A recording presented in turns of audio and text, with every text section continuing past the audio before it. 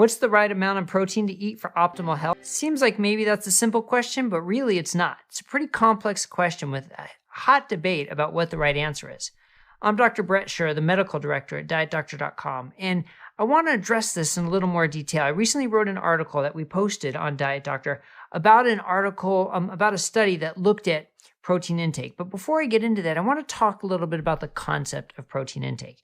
For starters, there's the RDA of what is sort of the minimum goal for protein intake that's generally set at 0.8 grams of protein per kilogram of reference body weight, and I'll explain that in a second, per day.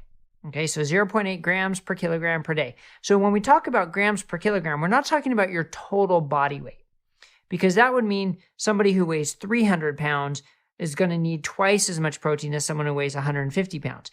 Instead, we talk about reference body weight, which is a way of trying to get at lean body mass, because that's what we want to gauge our protein goals off of. And we have a chart at dietdoctor.com, which we'll link to down below, which shows you exactly how to define your reference body weight, sometimes called ideal body weight, but that seems a little judgmental. So reference body weight, and then what the corresponding protein intake will be. So that's the RDA.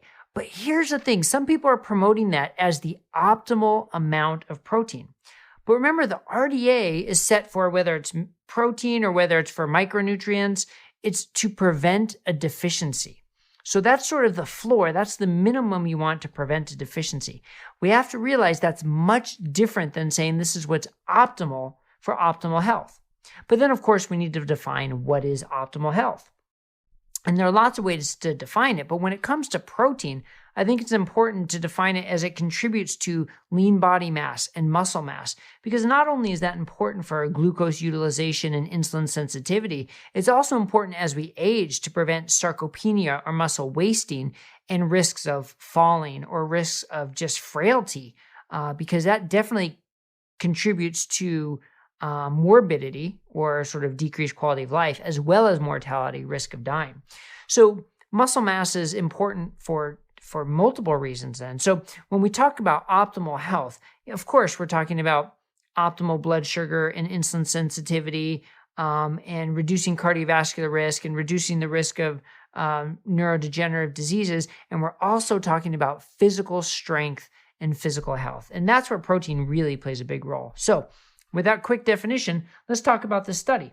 So the study enrolled 47 women who were normal weight obese, or NWO. So that might be a new term for a lot of you. And basically what it means is they had normal body weight, according to the guidelines, normal body mass index, but their body fat percentage was above 30%. So these particular women didn't necessarily need to lose weight. They needed to lose fat mass and gain lean body mass. So what this study did was it randomized those 47 women to what they called a regular protein diet, which was 0.8 to 1 grams per kilogram per day, or what they called a high protein diet, which is 1.2 to 1.4 grams per kilogram per day. Now, I really take objection to them calling that a high protein diet, because that equated to about 25% of calories. To me, that's a moderate protein diet. And at Diet Doctor, that's how we define. We define a moderate protein diet between 1.2 and 1.7 grams per kilogram per day, and a high protein diet usually above 2 grams per kilogram per day, or above 30%. I think that's a much more useful definition. And the 0.8 to 1 would be sort of like a low protein diet, because that's basically the RDA. That's as low as you want to go. Okay, so what did they find? Well, also of note, actually, the remainder of the diet was 30% fat, 45% carb. So it wasn't a low carb diet, but that's okay. That's not what they said they were trying to study. They were just trying to study the amount of protein. Exercise was the same between the two. And at 12 weeks, the overall weight loss wasn't much different. They only lost what was about a kilogram each. But on the higher protein diet, they had a 1.5 kilogram greater gain in lean body mass and a 1.1 kilo greater loss in fat mass. So it's clear, with no difference in exercise, no difference in what the rest of the diet really looked like, just eating more protein helped with lean body mass.